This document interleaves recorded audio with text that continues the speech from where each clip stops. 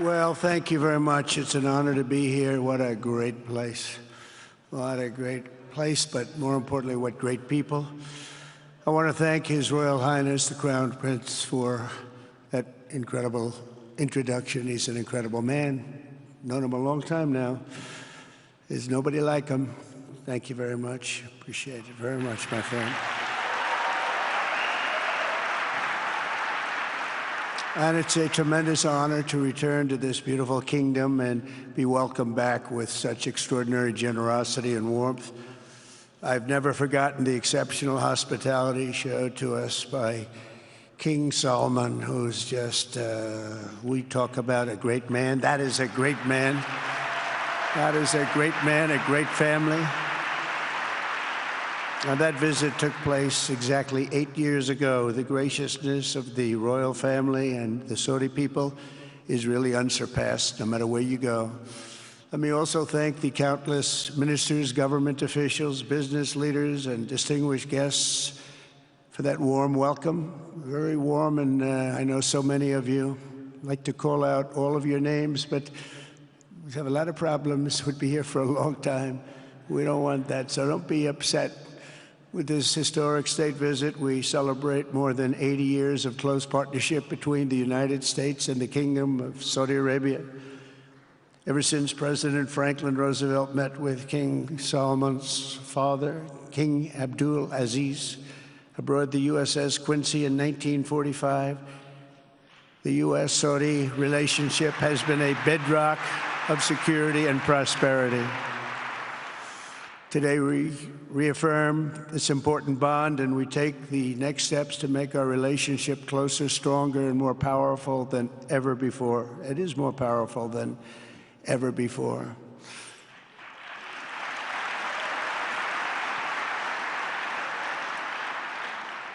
And by the way, it will remain that way. We don't go in and out like other people. It will remain that way.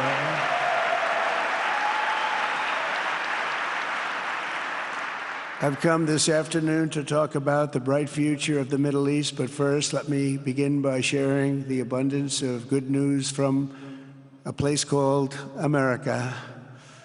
In less than 4 months, our new administration has achieved more than most other administrations accomplish in 4 years or even 8 years. We've actually done, for the most part, more. The day I took office, we inherited, thank you. Thank you.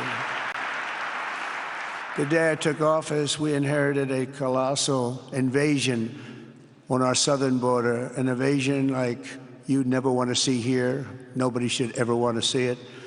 But within weeks, we slashed illegal border crossings to an all-time low, down 99.999%.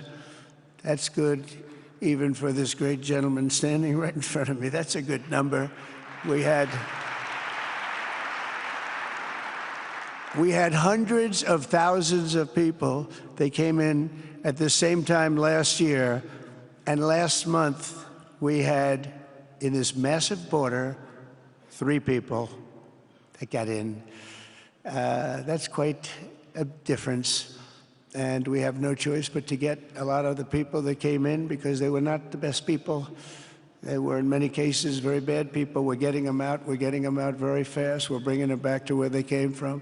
We have no choice. After years of military recruiting shortfalls, enlistments in the U.S. Armed Forces are now the highest in 30 years because there is such an incredible spirit in the United States of America. We have tremendous spirit again. Just about a year ago, it was a big story, front page on every paper all over the world, that nobody wanted to enlist in our military, meaning we were way under enlisted. And just last week it came out that we had the strongest enlistment. They say 30 years, but probably it's maybe ever. They don't go back that far. It's the best, and that includes police officers, firemen, everything else. Is a great spirit in the United States right now. A brand new poll from Rasmussen just showed that the number of Americans who believe the nation is on the right track, they have a right track, wrong track, is now the highest in over 20 years. And it hasn't been anything like this because for many years it was the wrong track. And I can tell you for the last 4 years it was definitely the wrong track, but it's the highest it's been in many, many years. We renamed the Gulf of Mexico into the Gulf of America. That was very popular, other than perhaps with Mexico. And most importantly, for the people in this room, the days of economic misery under the last administration are rapidly giving way to the greatest economy in the history of the world. We are rocking. The United States is the hottest country, with the exception of your country, I have to say, right? I'm not going to take that on. No, Mohammed, I'm not going to take that on. Wouldn't that be a terrible thing if I made that full statement? But I will not do it. You're hotter. At least as long as I'm up here, you're hotter. But groceries, gasoline, energy, and all other prices are down with no inflation. We have no inflation, and in a few short weeks, we've created 464,000 brand new jobs. Think of that. It's almost 500,000 jobs created just in a matter of weeks. We just reached a historic trade agreement with the United Kingdom, and over the weekend we reached a breakthrough agreement with China. Both outstanding deals. China's agreed. We have to get it down. We have to get the little details down. And Scott, you're going to work on that very hard, but China's agreed to open up to the United States for trade and everything else. But they have to do it, so we'll see what happens. But we had a very, very good meeting with both of those countries. We are cutting 10 old regulations for every new regulation. We're getting rid of all of the red tape that is so many, frankly, countries, as they get older, they develop a lot of red tape, and we're getting rid of it. We're getting rid of it at record levels. And I'm pleased to report that the United States Congress is on the verge of passing the largest tax cut and regulation cut in American history. We think we're in good shape to get that. And if we get that, that will be like a rocket ship for our country.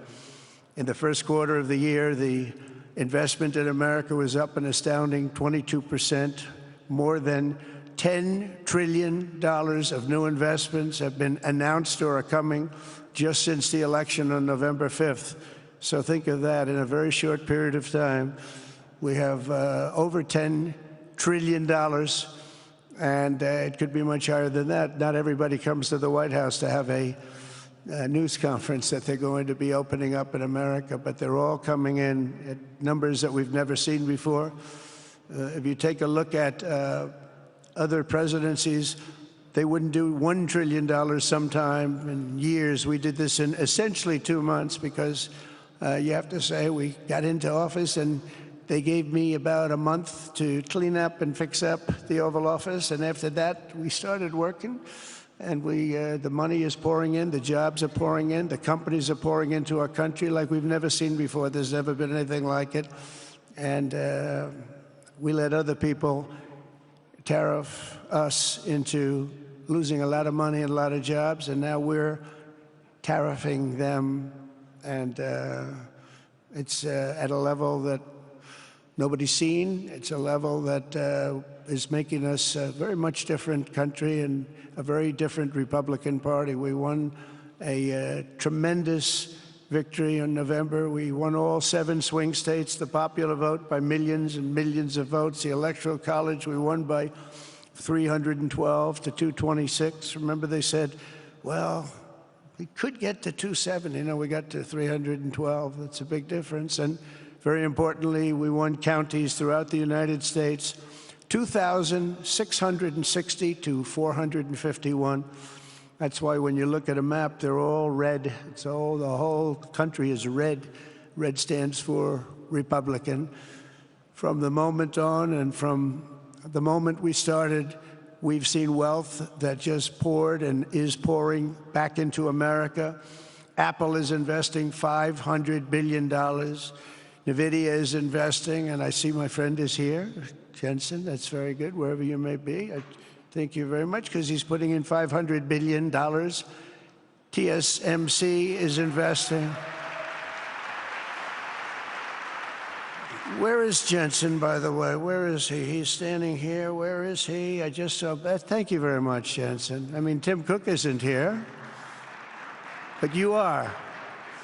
What a job you've done. He said he's got 99% of the chip market. I don't know. That's a big. That's not easy to beat. But what a job you've done. Thank you. We are proud to have you in our country. You know that. Thank you for the investment. TSMC is investing $200 billion, and with this trip, we're adding over $1 trillion more in terms of investment into our country and buying our products. And, you know, nobody makes military equipment like us. We have the best military equipment, the best missiles, the best rockets, the best everything. Best submarines, by the way. Most lethal weapon in the world. In addition to purchases of $142 billion of American-made military equipment by our great Saudi partners, the largest ever. This week, there are multi-billion-dollar commercial deals with Amazon, Oracle, AMD. They're all here. Uber, Qualcomm, Johnson & Johnson, and many, many more. So I want to congratulate everybody. So many great business executives, many of you, most of you I know. And they're coming in, you know, about a month ago. They weren't that happy when they saw me. And now they're saying, sir, you're doing a great job. Thank you very much. It's amazing what a rising market will do. Oh, it's going to get a lot higher. In fact, I told people 5 weeks ago, this is a great time to buy. I got criticized for that. Now they don't criticize me anymore. People should have listened. But it's going to go a lot higher. You see, we've never had anything like this happen. It's an explosion of investment and jobs, and great companies are coming in. Never seen anything like it. There's no better place to make a future or make a fortune, or do anything, frankly, than what we have in the United States of America under a certain president, Donald J. Trump. I have the right attitude. I have the same attitude that the people in the front row, second row, third row have. As you get back, perhaps they start to wane a little bit in terms of their view. But they understand, and we're doing what a lot of smart people would do. And we're not necessarily being politically correct. You saw what we did yesterday with health care. We've cut our health care by 50 to 90%. You're going to see drugs and pharmaceuticals come down at numbers that nobody has ever seen. And drugs, pharmaceuticals, we think will be dropping. And it'll be a redistribution of costs with other nations, which really took advantage of a very nice group of people that ran our country. But not only is this a time of incredible excitement in the United States, it's also an exhilarating period right here in the Arabian Peninsula. Beautiful place, by the way, beautiful place. Exactly. Thank you. Exactly 8 years ago this month, I stood in this very room and looked forward to a future in which the nations of this region would drive the forces of terrorism and extremism, drive them right out of existence, and take your place among the proudest, most prosperous, most successful nations anywhere in the world as leaders of a modern and rising Middle East. So exciting. So exciting. Mohammed, you sleep at night? How do you sleep? Huh? Just thinking.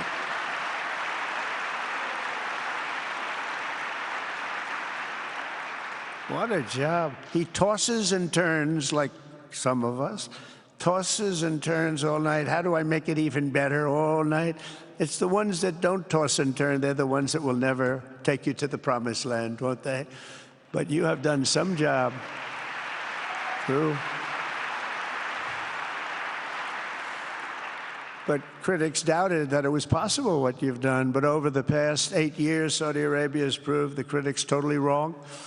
The transformation that has occurred even by these incredible business leaders. I mean, you had the biggest leaders in business anywhere in the world standing right before us.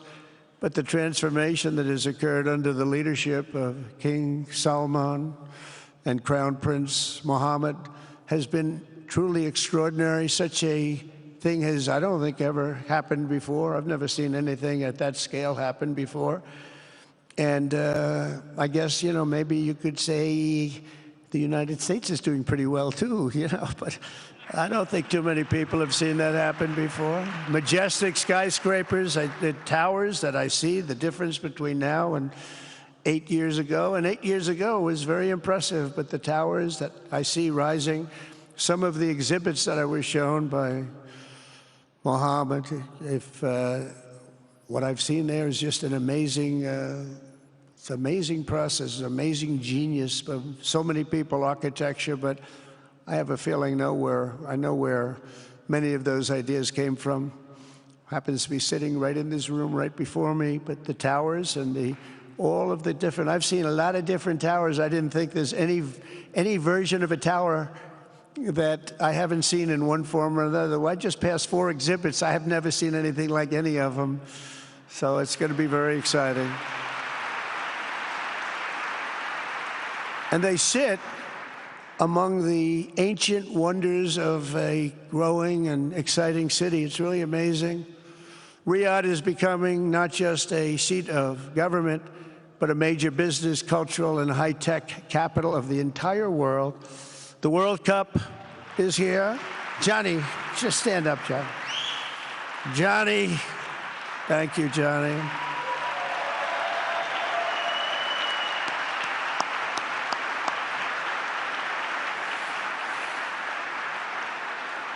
Great job, Johnny, great job. But the World Cup and the World Expo will soon be coming here, just like the World Cup is coming to the United States. It's going to be really exciting next year. The engines of Formula One racing now roar through the streets of Jeddah in a historic milestone. Other industries recently surpassed oil. Think of it, all of your other industries now have surpassed oil. I don't know if a lot of people will understand what that means. It's so big to make up a majority of the Saudi economy for the very first time ever. So think of that. Other industries are now bigger even than oil, which is always going to be a big monster. It's a big one. But that's a great tribute to you and economic development properly used. In other cities throughout the peninsula, places like Dubai and Abu Dhabi, Doha, Muscat, the transformations have been unbelievably remarkable.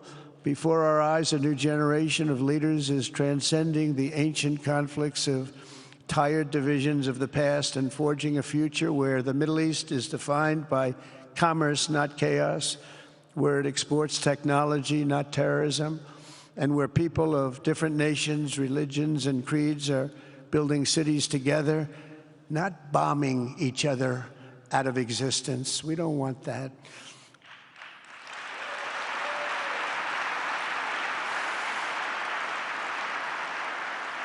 And it's crucial for the wider world to note this great transformation has not come from Western interventionists or flying people in beautiful planes giving you lectures on how to live and how to govern your own affairs. No, the gleaming marvels of Riyadh and Abu Dhabi were not created by the so-called nation builders, neocons, or liberal nonprofits like those who spent trillions and trillions of dollars failing to develop Kabul, Baghdad, so many other cities. Instead, the birth of a modern Middle East has been brought by the people of the region themselves, the people that are right here, the people that have lived here all their lives, developing your own sovereign countries, pursuing your own unique visions and charting your own destinies in your own way. It's really incredible what you've done.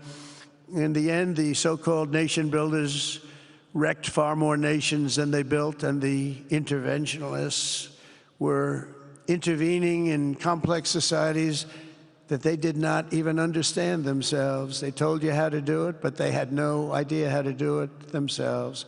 Peace, prosperity, and progress ultimately came not from a radical rejection of your heritage, but rather from embracing your national traditions and embracing that same heritage that you love so dearly.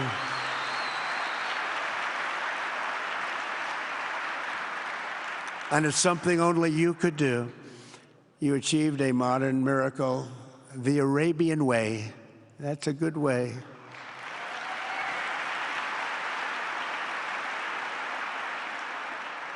Today, the Gulf nations have shown this entire region a path towards safe and orderly societies with improving quality of life, flourishing economic growth, expanding personal freedoms, and increasing responsibilities on the world stage. After so many decades of conflict, finally it is within our grasp to reach the future that generations before us could only dream about, a land of peace, safety, harmony, opportunity, innovation, and achievement right here in the Middle East. So beautiful. It's such a beautiful thing that's happening. I guess, you know, the people that are here can't even really appreciate it because you see it happening, and it's when you come to a place that you haven't seen in 5 years or 10 years or 20 years that it's even more incredible. When I left office just over 4 years ago, that future seemed almost impossible, what you've done. Together we had obliterated the killers of ISIS. We wiped them out, terminated its founder and leader, al-Baghdadi. We had healed the divide in the Gulf Cooperation Council, it's a very big deal, and united the nations of the region to stand against the enemies of all civilization. We'd imposed unprecedented sanctions on Iran and starved the regime of resources to fund terror. They were unable to fund anything because they had no money left. They had no money. But the new administration came in and let them have a lot of money, and you saw what happened. It was not money well spent. And with the historic Abraham Accords that we're so proud of, all the momentum was aimed at peace, and it aimed very successfully. It's been an amazing thing, the Abraham Accords, and it's my fervent hope, wish, and even my dream that Saudi Arabia, a place I have such respect for, especially over the last fairly short period of time, what you've been able to do, but we'll soon be joining the Abraham Accords. I think it'll be a tremendous tribute to your country, and it will be something that's really going to be very important for the future of the Middle East. I took a risk in doing them, and they've been an absolute bonanza for the countries that have joined. The Biden administration did nothing for 4 years. We would have had it filled out. But it will be a special day in the Middle East with the whole world watching when Saudi Arabia joins us, and you'll be greatly honoring me, and you'll be greatly honoring all of those people that have fought so hard for the Middle East. And I really think it's going to be something special, but you'll do it in your own time, and that's what I want, and that's what you want, and that's the way it's going to be. When I left office, the only thing still standing between this region and its unbelievable potential was a small group of rogue actors and violent thugs seeking constantly to drag the Middle East backward and into havoc, mayhem, and indeed into war. Unfortunately, instead of confronting these destructive forces, the last U.S. administration chose to enrich them and empower them and give them billions and billions of dollars. The Biden administration, the worst administration in the history of our country, by the way, spurned our most trusted and longstanding Gulf partners, and I can say partners worldwide, one of our great, great partners, no matter who we look to, and we have great partners in the world, but we have none stronger and nobody like the gentleman that's right before me. He's your greatest representative, greatest representative.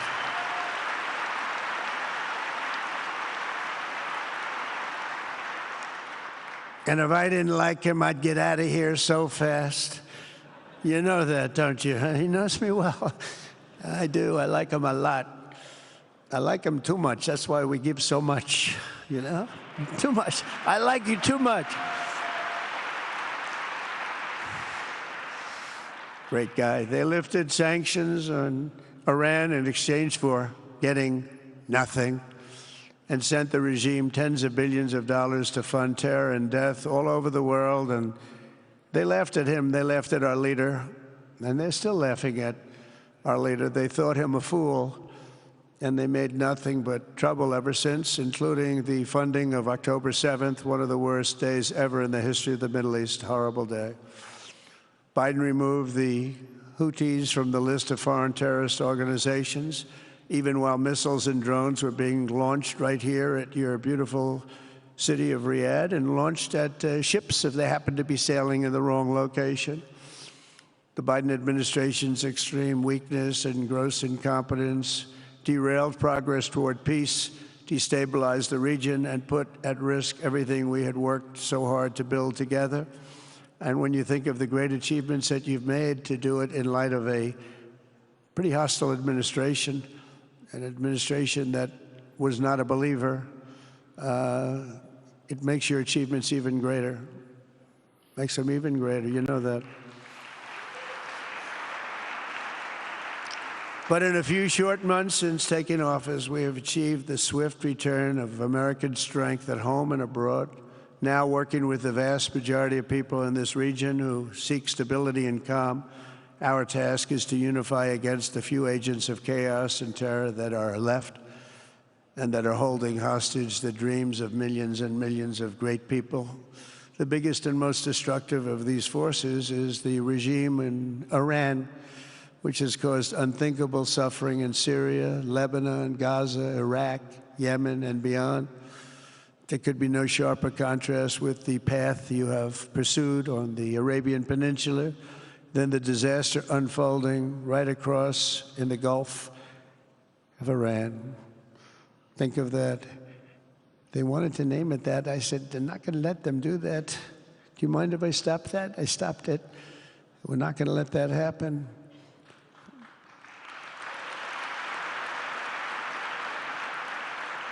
While you have been constructing the world's tallest skyscrapers in Jeddah and Dubai, Tehran's 1979 landmarks are collapsing into rubble and dust. They had it going for a little while under a much different system, but those buildings are largely falling apart, falling down, while you're building some of the world's biggest and most incredible infrastructure projects. Buildings, all sorts of things you're building that nobody's ever even seen before. Iran's decades of neglect and mismanagement have left the country plagued by rolling blackouts lasting for hours a day. All the time you hear about it. While your skill has turned dry deserts into fertile farmland, Iran's leaders have managed to turn green farmland into dry deserts as their corrupt water mafia, it's called it the water mafia, causes droughts and empty riverbeds. They get rich, but they don't let the people have any of it. And then, of course, there's the key difference at the root of it all. While the Arab states have focused on becoming pillars of regional stability and world commerce, Iran's leaders have focused on stealing their people's wealth to fund terror and bloodshed abroad. Most tragic of all, they have dragged down an entire region with them. Countless lives were lost in the Iranian effort to maintain a crumbling regime in Syria. Look at what happened with Syria. In Lebanon, their Hezbollah proxies have pillaged the hopes of a nation whose capital, Beirut, was once called the Paris of the Middle East. Can you imagine? All of this misery and so much more was entirely avoidable, absolutely avoidable. And Mohammed knew that. He knew that. Smart people knew that. If only the Iranian regime had focused on building their nation up instead of tearing the region down. Yet I'm here today not merely to condemn the past chaos of Iran's leaders, but to offer them a new path and a much better path toward a far better and more hopeful future. As I've shown repeatedly, I am willing to end past conflicts and forge new partnerships for a better and more stable world, even if our differences may be very profound, which obviously they are in the case of Iran. I have never believed in having permanent enemies. I am different than a lot of people think. I don't like permanent enemies, but sometimes you need enemies to do the job, and you have to do it right. Enemies get you motivated. In fact, some of the closest friends of the United States of America are nations we fought wars against in generations past, and now they're our friends and our allies. I want to make a deal with Iran. If I can make a deal with Iran, I'll be very happy if we're going to make your region and the world a safer place. But if Iran's leadership rejects this olive branch and continues to attack their neighbors, then we will have no choice but to inflict massive maximum pressure drive Iranian oil exports to zero like I did before. If you know that, they were a virtually bankrupt country because of what I did. They had no money for terror. They had no money for Hamas or Hezbollah, and take all action required to stop the regime from ever having a nuclear weapon. Iran will never have a nuclear weapon.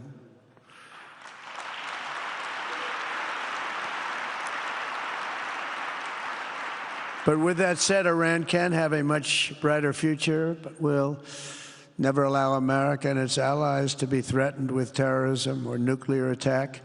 The choice is theirs to make. We really want them to be a successful country. We want them to be a wonderful, safe, great country, but they cannot have a nuclear weapon. This is an offer that will not last forever. The time is right now for them to choose. Right now, we don't have a lot of time to wait. Things are happening at a very fast pace.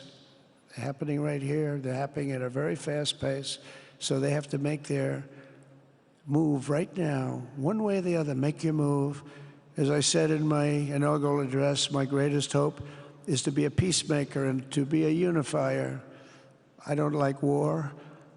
We have the greatest military, by the way, in the history of the world. You know, I rebuilt our military in my first 4 years and rebuilt it into the most powerful military there is. And you saw that when I knocked out ISIS in 3 weeks. People said it would take 4 years, 5 years. I did it. We did it in 3 weeks. Just days ago, my administration successfully brokered a historic ceasefire to stop the escalating violence between India and Pakistan. And I used trade to a large extent to do it. I said, fellas, come on, let's make a deal. Let's do some trading.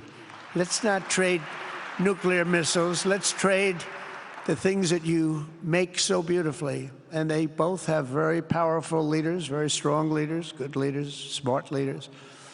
And it all stopped.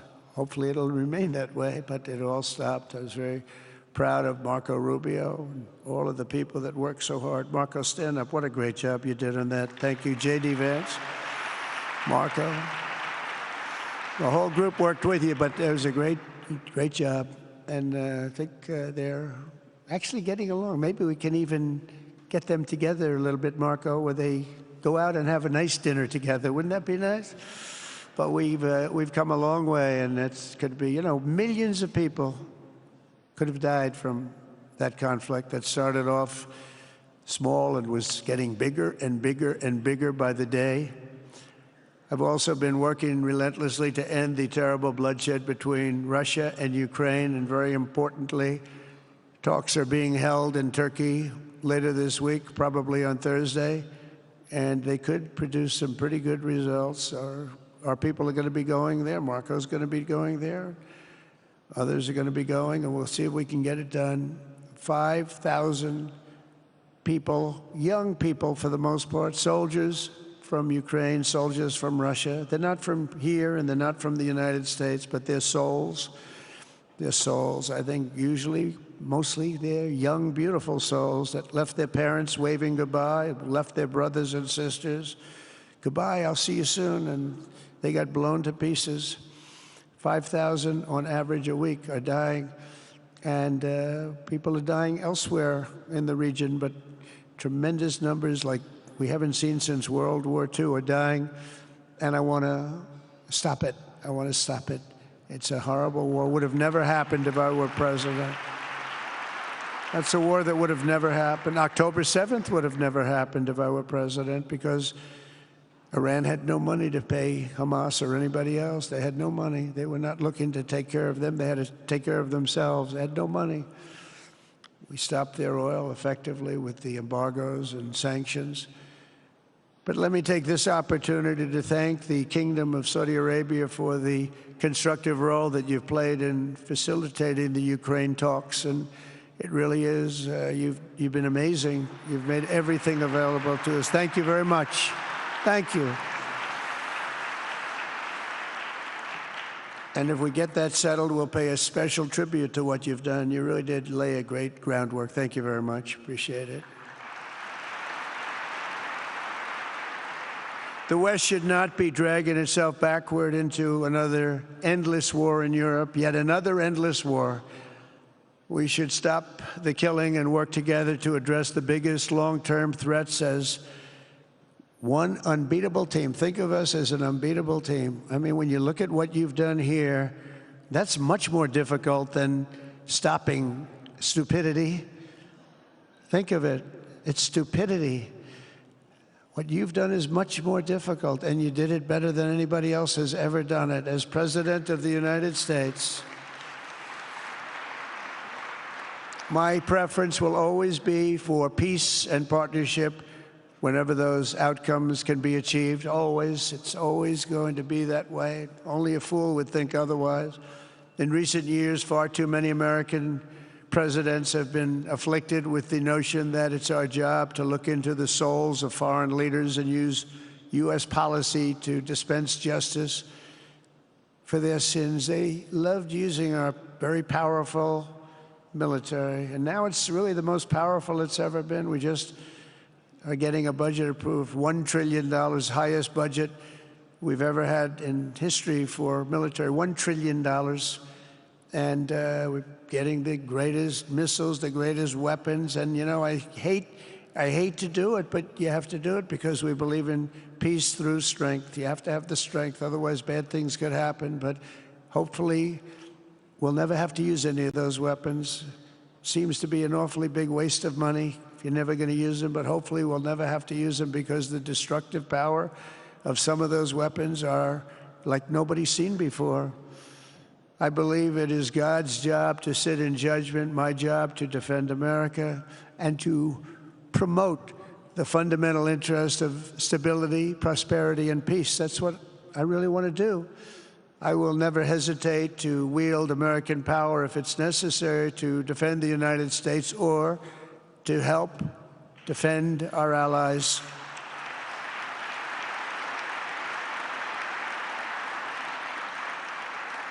And there will be no mercy for any foe who tries to do us or them harm. We will have no mercy. They understand that. That's why I've been pretty lucky. A lot of people think, you know, he's looking to fight. He's looking to fight, and things get settled. It's an amazing thing when they really think you mean it. But we do. We have the greatest military, the strongest military, stronger than any. Nobody's even close. We have the best weapons in the world. But we don't want to use them. If you threaten America or our partners, however, then you'll be faced with overwhelming strength and devastating force. We have things that you don't even know about, you don't hear about, and if you did, you'd say, wow. In recent weeks, following repeated attacks on American ships and freedom of navigation in the Red Sea, the United States military launched more than 1,100 strikes on the Houthis in Yemen. As a result, the Houthis agreed to stop. They said, we don't want this anymore. It's the first time you've heard that from them, too. They're tough. They're fighters. But just days ago, we were asked to cease targeting commercial. They were not going to be targeting commercial ships in any way, shape, or form, or anything American. And they were very happy that we stopped. But we had 52 days of thunder and lightning like they've never seen before. This was a swift, ferocious, decisive, and extremely successful use of military force. Not that we wanted to do it, but they were shooting down ships. They were shooting at you. They were shooting at Saudi Arabia. We don't want them shooting at Saudi Arabia, if that's okay. So we hit them hard. We got what we came for, and then we got out.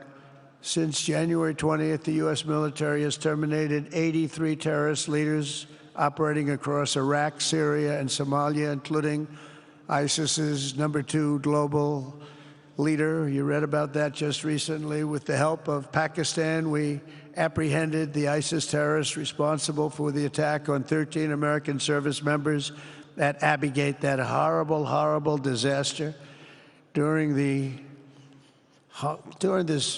Afghanistan withdrawal, you know, that's another thing that we don't even think about so much anymore. 13 died, but 42 were horribly wounded. But hundreds of people died overall, because I count the people on the other side. hundreds of people just grossly incompetent. It's probably why Putin decided to go into Ukraine, something he never would have done if I were president. But we wouldn't have had the problems of October 7th if I were president. We wouldn't have had Ukraine, Russia if I were president. We wouldn't have had Abbeygate because there wouldn't have been any reason we were getting out, but we were getting out with dignity and with strength and power. But the way they got out was not good.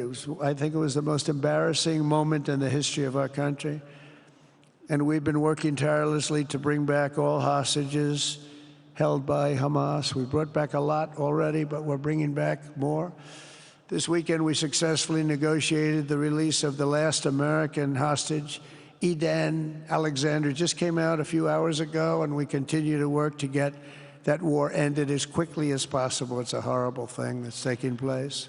All civilized people must condemn the October 7th atrocities against Israel, which would never have happened again if you had probably a different president, but definitely if you had me as president. The people of Gaza deserve a much better future, but that will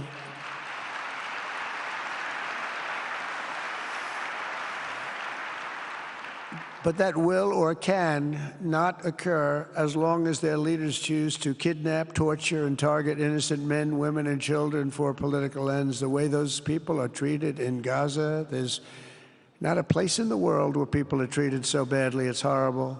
After years of suffering, two of the nations most ravaged by terror are finally beginning to end their long nightmares under the new generation of leaders. In Lebanon, where a friend of mine has just become the ambassador. He's going to be great. I said, you know, that could be a very dangerous job. He said, I was born there. I'm Lebanese. I love that country. I said, but it's very dangerous. You know, this is a friend of mine from New York. I said, but it's very dangerous. Are you sure you want to do it? I never thought of him as being a warrior, but he is a warrior. He loves his country. He said, if I'm injured or die, I'm dying for a country that I love. He grew up there. It's horrible what's happened in Lebanon, but you have a great ambassador, I can tell you that. In Lebanon, which has been endlessly victimized by Hezbollah and their sponsor, Iran, a new president and prime minister have brought the first real chance in decades for a more productive partnership with the United States, and we're going to work with their new ambassador and everybody else, Marco, and we're going to see if we can really help them out and let them get over that very high grid that they're going to have to get over. My administration stands ready to help Lebanon create a future of economic development and peace with its neighbors. They have tremendous people in Lebanon, doctors, lawyers, great professional people. I hear it so many times. Likewise, in Syria, which has seen so much misery and death, there is a new government that will hopefully succeed in stabilizing the country and keeping peace. That's what we want to see in Syria. They've had their share of travesty, war, killing, many years. That's why my administration has already taken the first steps toward restoring normal relations between the United States and Syria for the first time in more than a decade. And I'm very pleased to announce that Secretary Marco Rubio will be meeting with the new Syrian foreign minister in Turkey later this week. And very importantly, after discussing the situation in Syria with the Crown Prince, your Crown Prince,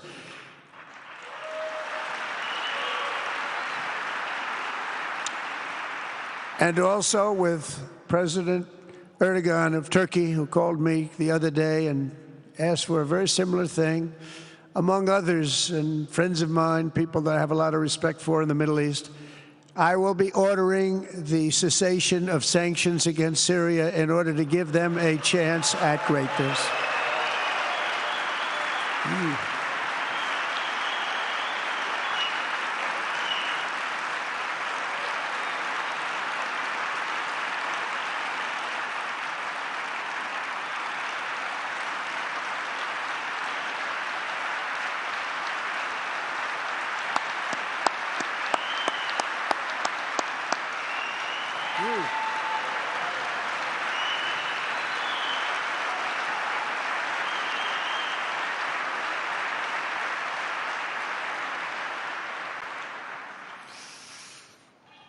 Oh, what I do for the Crown Prince. The sanctions were brutal and crippling and served as an important, really an important function, nevertheless, at the time. But now it's their time to shine. It's their time to shine. We're taking them all off, and they're going to have, I think they're going to have, based on the people and the spirit and everything else that I'm hearing about. So I say, good luck, Syria. Show us something very special like they've done, frankly, in Saudi Arabia, okay? They're going to show us something special. Very good people. Everywhere we can, my administration is pursuing peaceful engagement, offering a strong and steady hand of friendship to all that will take it in good faith. Together, we have made unprecedented strides and tremendous progress, and we're still just at the dawn of the bright new day that awaits for the people of the Middle East, the great, great people of the Middle East. If the responsible nations of this region seize this moment, put aside your differences and focus on the interests that unite you, then all of humanity will soon be amazed at what they will see right here in this geographic center of the world. It really is. It's like a center of the world and the spiritual heart of its greatest faiths. For the first time in 1,000 years, the world will look at this region not as a place of turmoil and strife and war and death, but as a land of opportunity and hope, just like you've done right here, a cultural and commercial crossroads of the planet. Security and stability will lift millions into lives of safety and success, and the nations of this region will be free to realize your highest destinies, honor your proud histories, harness amazing new opportunities, and bring incredible glory to Almighty God. People will come from all over the globe to be inspired by the cities you build, the businesses you create, the technologies you invent, and the beauty, talent, and potential you unleash right in the hearts of your citizens. Each of you will be able to take tremendous pride in the legacy you will leave to your children, because you will have given them the ultimate blessings of prosperity and peace. So important. In the United States, we've launched the golden age of America. It's the golden age. We see it. We see it with all that money, trillions and trillions of dollars pouring in, hundreds of thousands of jobs coming in with it. And with the help of the people of the Middle East, the people in this room, partners throughout the region, the golden age of the Middle East can proceed right alongside of us. We will work together. We will be together. We will succeed together. We will win together. And we will always be friends.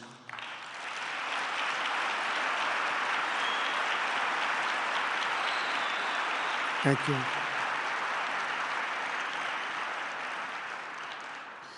So, Mohammed, I want to thank you again very much for having me. And as a representative of what I think is the greatest nation in the world, we are with you all the way, and you have a tremendous future. Thank you very much.